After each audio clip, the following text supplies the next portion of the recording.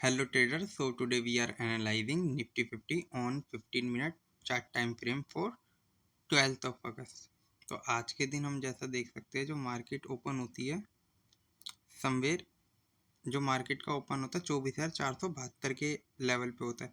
उसके बाद मार्केट है ना पूरे दिन ऑलमोस्ट 12 बजे तक एक डाउनवर्ड ट्रेजेक्टरी में चली जाती है और 12,281 के लो मतलब 265 तक के लो लगा देती है।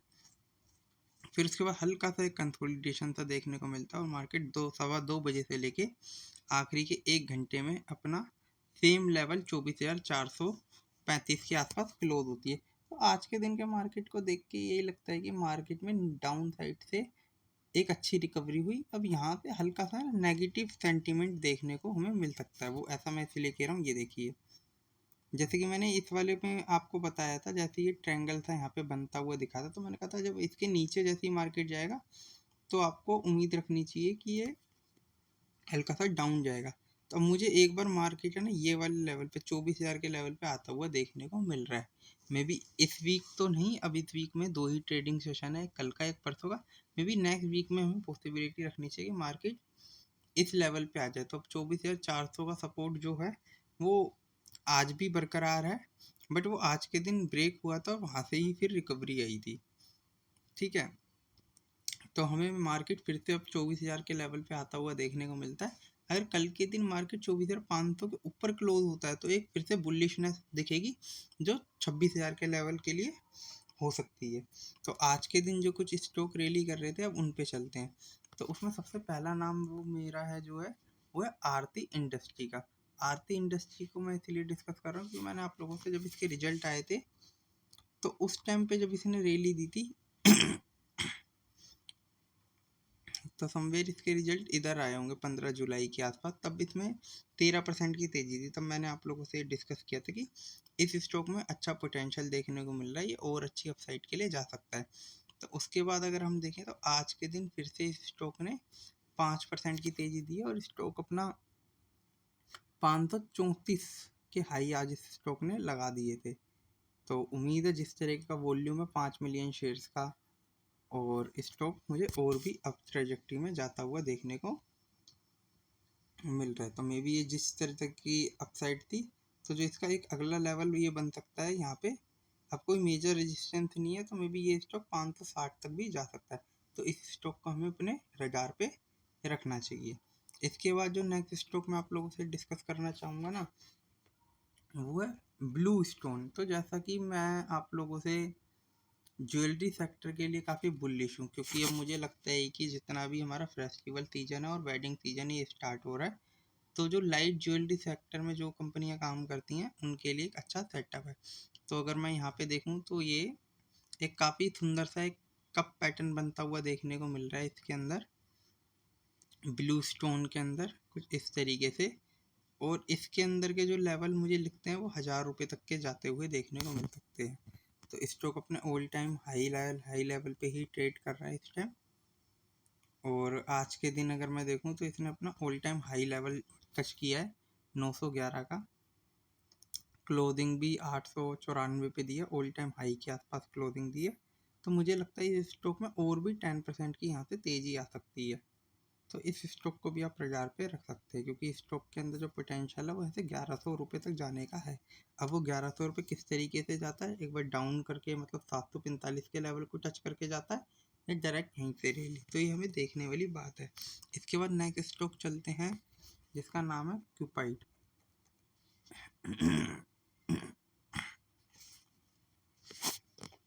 अगर मैं क्यूपैड को देखूँ ना तो ये क्यूपैड को मैं अलग समझे जब इस वाली कैंडल पे गिरा था ना, मैं तब से इस स्टॉक में नेगेटिव हो गया था। तो यानी 226 के बाद इसने जो रैली दी है, अभी पहले इसको कैलकुलेट करते हैं, ठीक है। समवेर यहाँ से पिक करते हैं, ठीक है। इस स्टॉक ने 30% की रैली एक्स्ट्रा दे दी है। अगर मैं कुछ ही दिन पहले बताऊँ आपको, ये यहाँ पे देखते हैं 22 अप्रैल 2026 को ये स्टॉक 100 रुपये के लेवल पे ट्रेड कर रहा था। अब ये स्टॉक अचानक से रैली देके ऑलमोस्ट यहाँ से 2x से ऊपर हो गया है। अब इस स्टॉक में किस तरीके की ग्रोथ है मुझे पता नहीं, बट इस स्टॉक को मैं कॉशियसली देखना चाहिए। मुझे लगता है इस स्टॉक में जब गिरावट होएगी ना तो लगातार गिरावट होएगी। तो इस स्टॉक से हमें बचना चाहिए। ठीक है, तो जैसे कि इस स्टॉक में काफ़ी गिरावट आने की उम्मीद है और एकदम से स्टॉक में गिरावट आएगी और ये स्टॉक यहाँ से 50% तक भी क्रैक हो सकता है नीचे लेवल पे। तो इस स्टॉक को आपको अवॉइड करना चाहिए कम्प्लीटली। किसी भी तरीके का इसमें पोजीशन अगर है तो उसको राइट कर सकते हो, नहीं बनाने की ज़रूरत नहीं है। इसके बाद चलते हैं मैन इंडस्ट्री पे। तो ये मैन इंडस्ट्री पे और मैं आपको मतलब पता है क्या है, मेरे को है ना एक थोड़ा सा इन्वेस्टर्स को बचाने की कोशिश रहती है। पता है क्यों? अगर आपका कैपिटल वाइप आउट हो गया तो आप मार्केट से दूर हो जाओगे, बट अगर आप थोड़ा लेट पैसा कमाओ, धीरे धीरे कमाओ, तो कम से कम मार्केट में टिके तो रहोगे। और मार्केट टिकने का ही काम है। अगर आप देखें तो मैन इंडस्ट्री भी अपने ऑल टाइम हाई पे है। आज के दिन जो इसने हाई लगा रखे थे, जो आज इसका ऑल टाइम हाई था वो 638 रुपये का था। मार्केट 600 के बिलो क्लोज हुआ है और आज का वॉल्यूम 10 मिलियन शेयर्स का था। तो मे बी इस स्टॉक में और भी अच्छा पोटेंशियल आ सकता है, अच्छा स्टॉक अगर चलता है। और कल के दिन अगर ये 600 के ऊपर निकलता है तो हमें नेक्स्ट लेवल 640 के ऊपर तक के लिए वेट करना चाहिए। बट इस स्टॉक में जो यहाँ पे लगातार बाइंग आई है वो समवे इधर की तरफ आई है।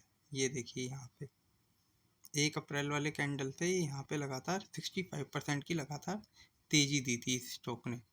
तो अभी ऊपर के लेवल पे मतलब वही कंसोलिडेशन करके सेलिंग ही की जा रही होगी यहाँ पे। एज ए ऑपरेटर अगर मैं सोचूं तो मुझे लगता है कि इस स्टॉक को क्या किया होगा, किसी बंदे ने यहाँ के लेवल पे डबल बॉटम पे डब्लू बनाया, यहाँ पे ये एक डब्लू सा बनाया। अब इसको यहाँ पे हल्का सा कंसोलिडेट करके माल बेचा जा रहा है, ये थोड़े टाइम में डाउन साइड देखने को मिल सकता है। तो इस स्टॉक को भी अवॉइड करें। बट हाँ, यहाँ से एक रैली आ सकती है एक वॉल्यूम के बाद। ठीक है, तो इस स्टॉक को भी हमें रडार पे रखना चाहिए। इसके बाद जो नेक्स्ट स्टॉक मैं आप लोगों से डिस्कस करना चाहूँगा ना, वो है नेल्को।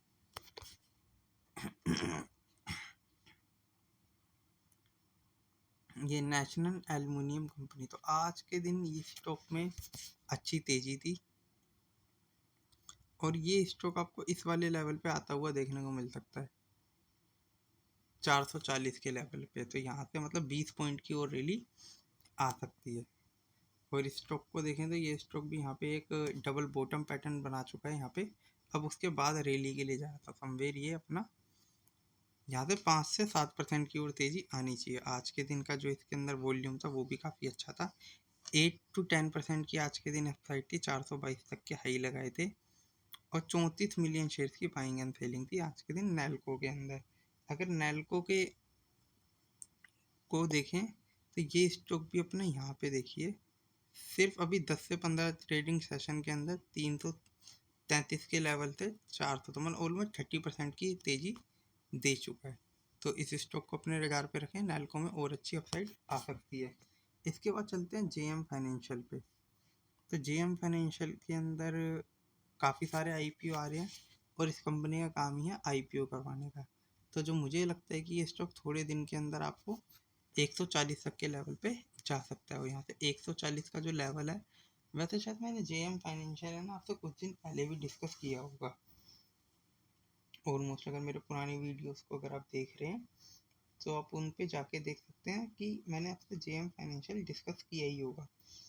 तो ये जो कैंडल यहाँ पे है ना समवेयर, ये वाली जिसमें इसने 2% पे तो क्लोज हुआ था, बट उस दिन 131 तक के हाई लगाए थे।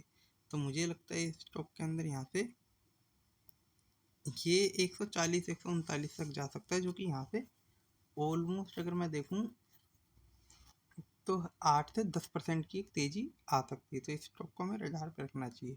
और यहाँ पे इसका वॉल्यूम भी मुझे अच्छा सा देखने को मिल रहा है, अच्छे स्ट्रॉन्ग वॉल्यूम के साथ में बाइंग सी दिख रही है। तो इस स्टॉक को हमें रडार पर रखना चाहिए। ठीक है, इसके बाद जो नेक्स्ट स्टॉक मैं आप लोगों से डिस्कस करना चाहूँगा वो है पीआई इंडस्ट्री।